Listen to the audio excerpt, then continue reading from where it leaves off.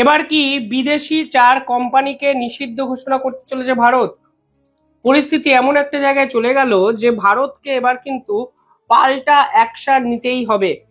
Donald Trump কিছুদিন আগে সরাসরি ভারতের টেক কোম্পানিগুলোকে হুঁশিয়ারি দিয়ে জানিয়েছিল, যখন তখন তিনি ভারতের টিসিএস, ইনফোসিসের মতো কোম্পানির কার্যকারিতা সম্পূর্ণভাবে বন্ধ করে দিতে পারেন, কারণ এই সকল কোম্পানি আমেরিকার বিভিন্ন প্রজেক্টের উপর ডিপেন্ড করে কিন্তু চলতো।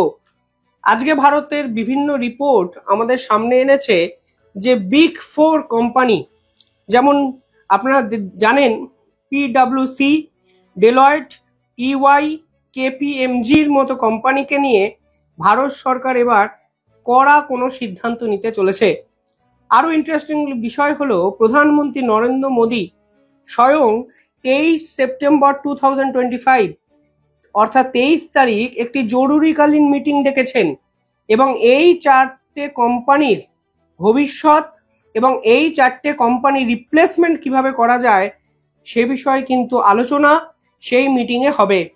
অর্থাৎ এই প্রথমবারের জন্য ভারত ডোনাল্ড ট্রাম্পকে পাল্টা দেওয়ার একটা চেষ্টা কিন্তু করছে এবং পরিষ্কার বুঝিয়ে তারা দেওয়া হচ্ছে, মানে ভারতের পক্ষ থেকে, যে কোনো অবস্থাতেই ডোনাল্ড ট্রাম্পের চাপের কাছে মাথা নত বা নতি স্বীকার আমাদের এই ভারত কিন্তু করবে না। এই 4টে কোম্পানি এই মুহূর্তে ভারত থেকে যে পরিমাণ পয়সা রোজগার করে তা কিন্তু মারাত্মক, মানে আপনারা ভাবতেও পারবেন না কত হাজার কোটি টাকা তারা ভারত থেকে কিন্তু দিনের পর দিন রোজগার করে নিয়ে চলে যায়। 23 তারিখ যে মিটিং ডাকা হয়েছে সেই মিটিং এর আপাতত এজেন্ডা হলো যে এই 4টে কোম্পানিকে কিভাবে কোন ডোমেস্টিক কোম্পানি দ্বারা রিপ্লেস করা সম্ভব। পাশাপাশি এই মুহূর্তে এই যে বিগেস্ট কনসাল্টিং ফার্মস তারা যে কাজকর্মগুলো করে, ভারতের কোনো কোম্পানি কি এই ধরনের কাজকর্মগুলো রিপ্লেস করতে পারে? মানে ধরুন এই ধরনের কোম্পানি অ্যাকাউন্টিং সার্ভিস করে, ট্যাক্স অডিট করে, ট্যাক্স অ্যাডভাইস দেয়, এই ধরনের বিভিন্ন ফিনান্সিয়াল সার্ভিস ওরিয়েন্টেড সার্ভিস তারা কিন্তু প্রোভাইড করে, যা ডোনাল্ড ট্রাম্প আবার কোনোভাবে হিসাবের আওতায় আনে না। কেন আমি এই কথা বলছি আপনারা বুঝবেন এই ভিডিওটা শেষ অবধি দেখলে। পাশাপাশি 2024-25 যে ফিনান্সিয়াল ইয়ারের রিপোর্ট সামনে এসছে সেখানে দেখা যাচ্ছে এই 4টে কোম্পানি শুধু ভারত থেকে 45,000 কোটি টাকার ম্যাসিভ রেভিনিউ কিন্তু ইনকাম করেছে। ফলে এই 4টে কোম্পানি শুধুমাত্র ভারত থেকে ইনকাম করছে তা কিন্তু নয়, তারা সরাসরি আমেরিকার ইকোনমিতেও কিন্তু কন্ট্রিবিউট করছে, যা ভারত সরকার কিন্তু এতদিন এই পুরো বিষয়টাকে কিন্তু এড়িয়ে গেছে। এবার ডোনাল্ড ট্রাম্প কি বলেছেন? ডোনাল্ড ট্রাম্প বলেছেন ভারতের সাথে আমেরিকার যে ট্রেড ডেফিসিট আছে অর্থাৎ ঘাটতি আছে তা ভারতকে পূরণ করতে হবে।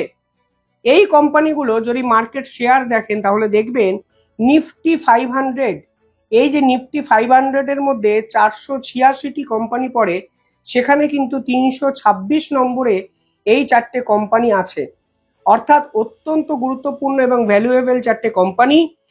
এই 4টে কোম্পানি কিন্তু আমেরিকার যে ইকোনমিক্যাল সেক্টর আছে সেখানেও 35 থেকে 40 বিলিয়ন ডলার ইনভেস্ট করে বা কন্ট্রিবিউট করে।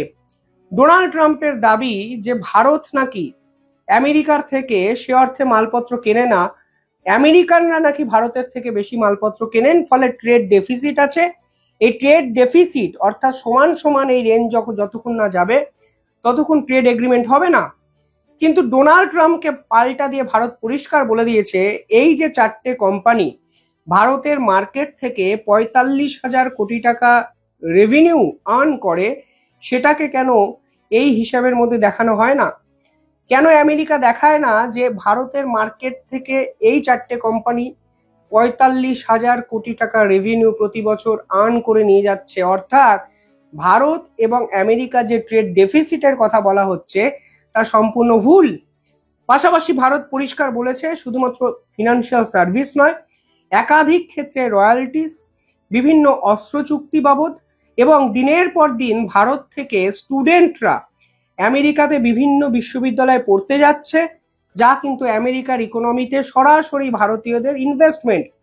ফলে আজকে যখন ট্রেড ডেফিসিট ট্রেড সারপ্লাস নিয়ে কথা হচ্ছে, তখন স্বীকার করতে হবে যদি এই সকল অ্যামাউন্টগুলো হিসাবের আওতায় নিয়ে আসা হয়, তাহলে ভারত কিন্তু আমেরিকার ইকোনমিক্যাল সেক্টরে অনেক বেশি কন্ট্রিবিউট করছে রাদার দেন আমেরিকা ভারতের ইকোনমিতে কন্ট্রিবিউট করছে। ফলে সব মিলিয়ে ভারত কিন্তু এবার সিরিয়াসলি এই 4 কোম্পানির ভবিষ্যৎ নিয়ে ভাবতে শুরু করেছে এবং এই 23শে সেপ্টেম্বরের জরুরিকালীন মিটিংয়ের এজেন্ডাই হলো নতুন রেগুলেটরি চেঞ্জেস নিয়ে আসা, বিভিন্ন ডোমেস্টিক বিভিন্ন কোম্পানিকে চার্জ আপ করা এবং প্ল্যানিং প্রোগ্রাম ঠিক করা, এবং এই মুহূর্তে কোনো পার্টিকুলার কনসাল্টিং সার্ভিস ওরিয়েন্টেড কোনো কোম্পানিকে ডোমেস্টিক মার্কেটে এস্টাবলিশ করা, যেন এই 4টে কোম্পানির ডমিনেন্সকে আস্তে আস্তে কমানো সম্ভব হয়। এই মিটিংয়ে চেয়ার করবেন শক্তিকান্ত দাস, যিনি প্রিন্সিপাল সেক্রেটারি প্রধানমন্ত্রী, অর্থাৎ সরাসরি প্রধানমন্ত্রীর ইনভলভমেন্ট এই মিটিংয়ে থাকবে। এবং এই রিলেটেড মিটিং কিন্তু আমরা ভারত কিন্তু জুনেও একটি করেছিল। জুনে সেই মিটিংয়ের একটি আউটকামও আমাদের সামনে এসেছিল। সেখানে বলা হচ্ছিল $240 বিলিয়ন এটি মার্কেট, অর্থাৎ গ্লোবাল অডিট এবং কনসালটেন্সি মার্কেটের সাইজ হলো 240 বিলিয়ন।